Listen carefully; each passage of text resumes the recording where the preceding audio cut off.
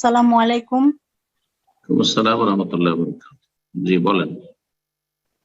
শাইখ, আমি বাংলাদেশ থেকে বলছি।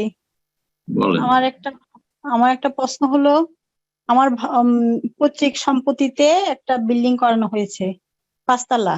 এখন হুম, ওখানে সুদ আছে। আমরা পরে বোনরা ওই সম্পত্তি মানে ওই ফ্ল্যাটের মালিক হয়েছি আর কি। এখন ওই কিভাবে আমি চাচ্ছি না যে সুদে টাকা দেওয়ার জন্য, যখন আমি বুঝলাম যে আসলে এখানে আমার সুদ হয়ে যাচ্ছে, প্রত্যেক মাসেই একটা কিস্তি হিসাবে টাকা দিতে হচ্ছে। তো আমি কিভাবে এটা সমাধান করব, আমাকে যদি একটু বলতেন ভালো হতো আর কি।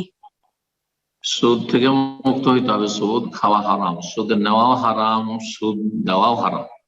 যেমন সুদ খাওয়া হারাম, সুদ নেওয়া হারাম, তেমনি সুদ দেওয়া। কাউকে কারো কাছ থেকে ঋণ নিয়ে ওই যে কিস্তিতে দিচ্ছেন সুদ, অতিরিক্ত এটাও সুদ। তো কিস্তিতে যদি সেটা সুদ হয়, সুদের আকারে হয়, তাহলে হারাম। কিস্তিটা কি ধরনের হয়েছে? কিস্তিতে কোনো কিছু কেনা যাবে, কিস্তিতে কোনো কিছু কেনা যাবে, কিন্তু সেটা যেন সুদের আকার ধারণ না করে। যে আপনি যদি মাসের মাস দিয়ে দেন তাহলে এত, আর যদি মাসের মাস না দেন, একটু লেট করে দেন, তাহলে আপনাকে এত টাকা আরো অতিরিক্ত, ওই যে বিলম্ব করলেন কিস্তি পেমেন্ট করতে, সেই জন্য এত টাকা আরো বেশি অতিরিক্ত দিতে হবে, সেটা আপনার ইন্টারেস্ট দিতে হবে, তাহলে হারাম সুদ। তো কি ধরনের আপনারা ইত্তেফাক করেছেন এটা দেখার বিষয়। কিন্তু কিস্তিতে গাড়ি কিনা, বাড়ি কিনা জায়েজ আছে। একটি বাড়ির দাম ধরেন 10 লক্ষ টাকা, নগদ ক্যাশে, কিন্তু নগদ দেব না, আগের থেকে চুক্তি হয়ে গেল শুরুতে যে নগদ দেব না ভাই, আমি 10 বছরে বা 5 বছরে বা 3 বছরে 10 কিস্তিতে 20 কিস্তি দেবো, মাসের মাসে কিস্তি আমি এতদিনে পূরণ করব।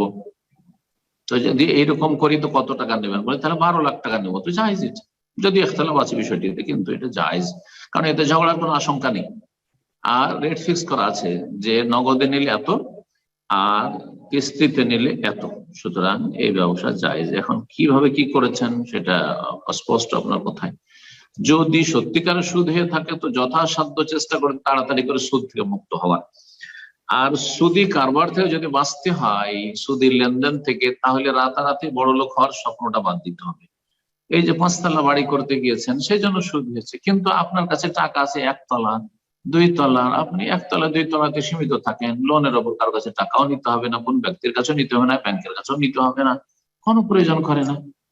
তো দেখেন, আমরা আমাদের অতি লোভের কারণে আমরা হারামে লিপ্ত হচ্ছে অনেকে, আল্লাহ যেন হেফাজত করেন। এবং যতটা আমাদের আর্থিক যোগ্যতা আছে সেই অনুযায়ী আমাদেরকে আগে বাড়ার তৌফিক দান করেন। জি। আর সমস্ত রকমের হারাম থেকে আল্লাহ যেন আমাদেরকে বেঁচে থাকার তৌফিক দান